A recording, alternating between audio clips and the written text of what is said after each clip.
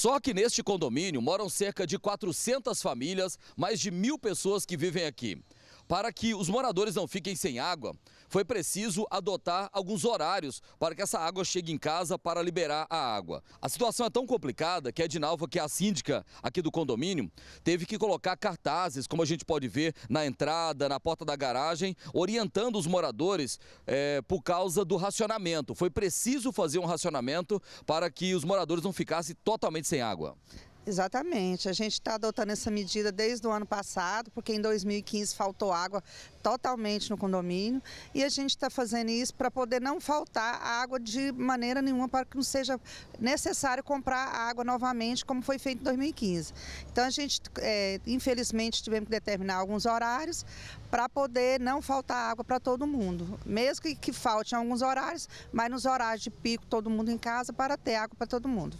Pois é, e em função dessa falta de água, muitos moradores tiveram que mudar a rotina, né? Como é que está na sua casa essa questão do racionamento? Vai, tá difícil, porque são só 3 pessoas de água, eu pago uma conta de água cara, desde 2014 eu pago R$120 para ter a água, a gente procura pagar em dia e simplesmente não tem o serviço, você paga por um serviço caro e que sempre... Essa época do ano é esse incômodo. A gente tem que ficar fazendo ginástica em casa, ficando sem água vários períodos durante o dia para poder não faltar água. Agora, você, por exemplo, você deixou de fazer o que por falta de água? O que você teve que mudar na sua rotina para aproveitar os horários que tem água na rede? Deixa de lavar roupa, deixa de lavar a casa, diminui as lavagens do banheiro, diminui a lavagem de roupa de casa, os banhos também tá racionado lá em casa, porque não tem condição de tomar banho. São só 3 pessoas em casa. A maioria do tempo a gente passa fora de casa e quando está em casa não tem água. Então a situação já começa a complicar. Tá difícil, muito difícil. Agora vem um outro problema que é uma velha discussão em relação à distribuição de água, que é o famoso vapor, o vento, a pressão na tubulação, cada um chama de um jeito. Essa senhora estava me dizendo aqui que como os registros são fechados nesse período de racionamento, quando abrem o registro, aí vem um vapor na tubulação e a preocupação é que isso pode arrebentar os canos. Isso.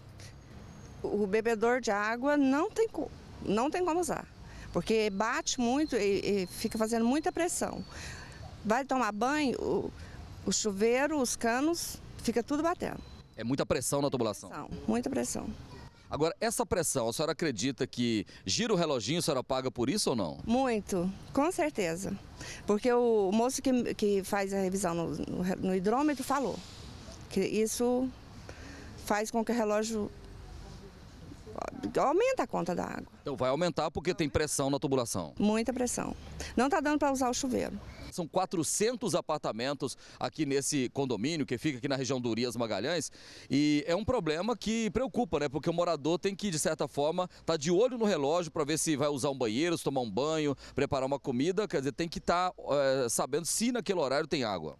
É verdade, tem sido dificultoso, porque a gente tem criança que tem horário de escola, então assim, ela chega em um determinado horário, você tem que correr para poder aproveitar aquele horário para fazer almoço, para poder levar a criança para a escola, tem criança pequena, então você não pode lavar uma roupa, você não pode usar um banheiro, o banho você tem que saber o horário que você tem que tomar o banho, é super dificultoso aqui para nós. E na verdade todas as famílias aqui estão enfrentando o mesmo problema? Todos em geral, em comum.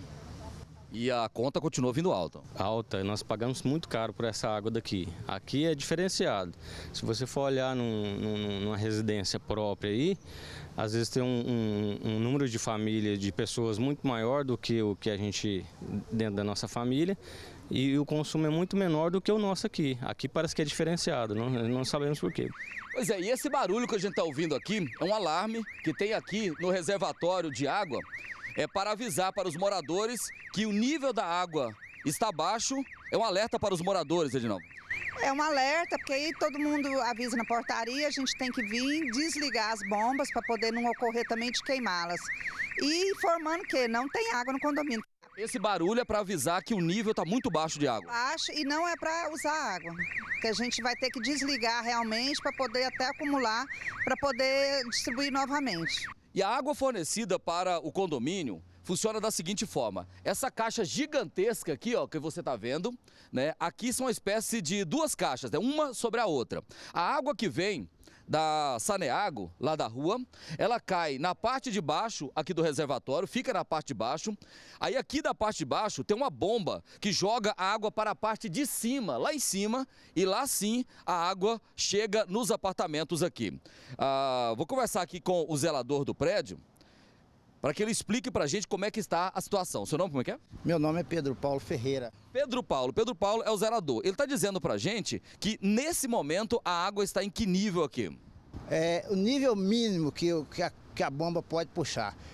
Tem só 1 metro lá embaixo aqui no reservatório. Então está para baixo. Está para baixo aqui, tem 8 metros de falta de água no reservatório. Ele comporta 175 mil litros de água. Então, na verdade, é o seguinte, essa água, normalmente, ela deveria estar mais ou menos em que altura aqui? Aqui, uns 4 metros aqui, ó. Próximo a essa laje aqui. E tá 8 metros para baixo do chão aqui, do solo. Então tá, olha para você ver a situação. Normalmente, né, a água aqui no reservatório deveria estar onde está essa escada aqui, onde está esse suporte, onde o pessoal consegue observar o limite. Só que está a 8 metros para baixo aqui. Exatamente. E se eu observar aqui no hidrômetro, no hidrômetro geral do condomínio, ele vai acusar uma entrada de 4 metros cúbicos por hora.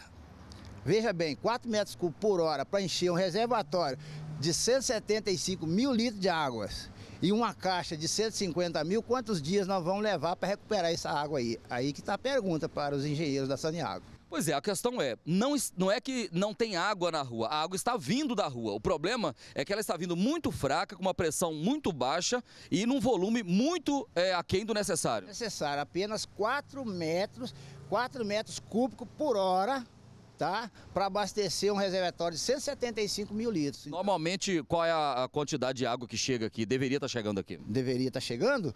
Talvez o triplo disso aí, tá? É porque o reservatório, se ele abaixar, não consegue recuperar o nível, porque 4 mil metros por hora, quantos dias nós vamos gastar aí? Vamos gastar quase 3 meses para poder fazer um volume de 300 mil litros de água, que é a média nossa, que nós precisamos no momento. Então, para jogar água lá para a parte superior da caixa, precisa de acumular um volume muito grande. 175 mil litros aqui nesse reservatório, para dar conta de satisfazer os 400 apartamentos que nós temos aqui no condomínio. Daí a necessidade do racionamento. A necessidade do racionamento. Precisaria de alguém da parte de engenharia da Saneago vir aumentar essa vazão, triplicar essa vazão para que esse problema seja solucionado. Bom, a Selma, que mora aqui nesse apartamento, ela já, inclusive, a água para o almoço, né, ela já acumula aqui nessas panelas, isso enquanto tem pela manhã, né, Selma? Enquanto tem pela manhã, porque daqui a pouco acaba total, aí não sai mais água na torneira. E assim, aí acaba sendo o quê? Vasilhas sujas? Vasilha suja, roupa suja, a gente querendo tomar um banho com esse calor e não tem como tomar banho. Nós estamos gravando essa reportagem bem no início da manhã.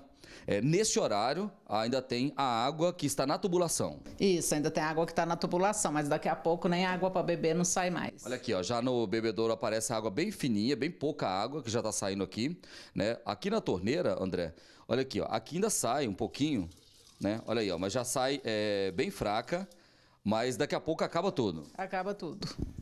Aí a gente fica sem água até o horário de voltar, de encher mais o reservatório para a gente poder estar usando sem o risco de queimar as bombas da caixa de água. Então daqui a pouco a água vai ser desligada, aí você não vai ter nada na torneira. Nada na torneira, só a mesma que eu guardei para o almoço. E mesmo assim a síndica está pedindo para a gente não fazer reserva de água justamente porque atrapalha o vizinho, né? Porque se todo mundo for guardar água, vai faltar para os outros. Vai faltar porque o primeiro andar ele ainda tem um pouquinho de água porque é o primeiro andar, bem no térreo. Agora, o meu vizinho do quarto andar já não tem mais uma gota de água, nem o terceiro e nem o segundo. Quer dizer, os vizinhos que estão aqui da sua laje para cima, certamente já não tem mais a água a essa hora. Não, não tem mais água.